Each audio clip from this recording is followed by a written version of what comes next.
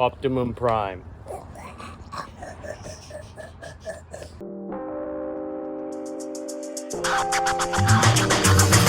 What's up, guys? Today we're gonna give you a real quick one. We're gonna show you kind of in retrospect, because it's already been done on our car, how to do a chrome delete. So let's say you have a G37 sedan, or even, you know, a coupe that, you know, you've got the chrome sides.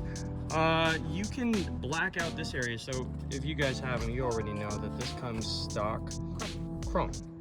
I decided I wanted to black out just the bottom because I really like the way that it swooped, and it actually reminded me of the old Infiniti commercials where you had that like silhouette of the car and just the swoop of like the roofline. You remember that? Yep. It was really cool advertising how that worked out.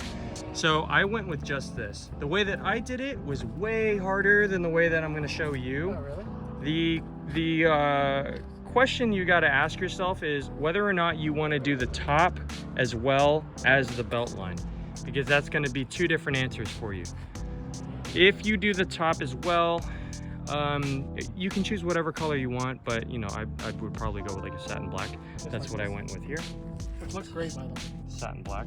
Excuse the car being filthy. Well, you know, funny enough, because this was done 4 years ago. 4.5 years ago. And it still looks... It still looks great. It looks fantastic. Looks OEM. Yeah, it does. Yeah. It really does. So if you only do, let's start with the belt line.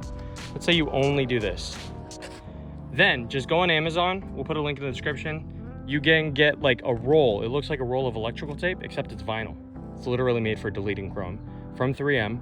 You can just start here, roll it across.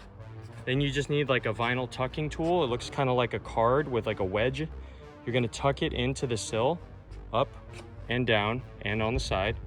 And then you're gonna take an X-Acto knife and you're just gonna, right when you find where the seam meets the rubber, you're just gonna trace it really gently, not too sharp, because you don't wanna cut the rubber, and then just peel off the outlines, just pull it. I did that with the front and the back. The way I did it was way harder. And the reason why I did it this way was because I found it on a write-up, and the person who did the write-up was talking about it in the sense of also doing this part. Now, the reason why it's different if you do this part is because this back section is wider. If it was all like this, you could probably get away with just getting in one of those rolls and, you know, stop right here. The problem is because this is wider, you need a wider roll, but they don't make a wider roll. I mean, maybe they do now, I don't know.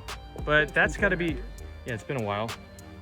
It's like 2.5 inches. I'm not sure they make one that's 2.5 inches wide. We'll check, and if there is, we'll put yeah. it in the description. But if you wanted to do it that way, what you can do is do what I did and order like, it's like a 12-inch by 2-foot roll of vinyl, or like a 24-inch by 2 foot, or however you want to do it. I think it goes in increments of like 5 feet by. So you go like 5 feet by 12 inches or whatever. Then you have to measure this out, and you can cut straight strips. You don't have to cut a curve. Like, I think people think that, get confused here and then try to cut a curve. You can cut a straight strip. You obviously want to be like wider here, and then just start here and run it nice and slow.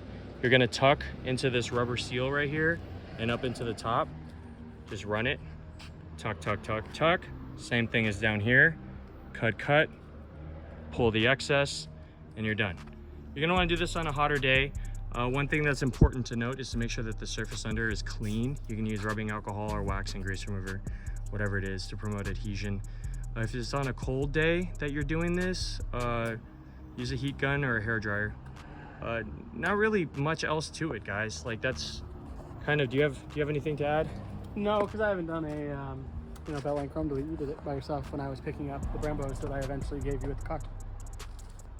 That did happen. Whatever else I got, the rear and two. This guy was on a trip to a wrecked Nismo, picking up some Brembo brakes. Yeah. That would eventually become my Brembo brakes for my Z. You're welcome. Thank you. You're such a thoughtful guy. I am very thoughtful. I bought you Brembos. Yeah. It's probably the nicest thing you put on the car.